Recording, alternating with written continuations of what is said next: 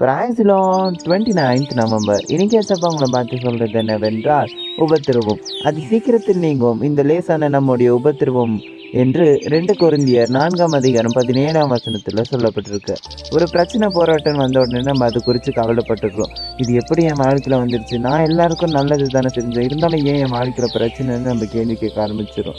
அதை தவிர்த்து நம்ம தேவனிடத்துல போய் விசுவாசத்தோட ஜெபிச்சா கண்டிப்பா அந்த உபத்திரவத்திலிருந்து நம்மளுக்கு ஒரு விடுதலை தருவார். அவருடைய சித்தத்தை தாண்டி நம்ம இடத்துல எதுவும் வந்துடாது. எல்லாமே அவர் சித்தத்தின்படி தான் நடக்குது. அதனால சோர்ந்து போகாதீங்க, அவிசுவாசமான வார்த்தைகளை பேசாதீங்க. தேவன் கையில ஒப்பு கொடுத்துருங்க.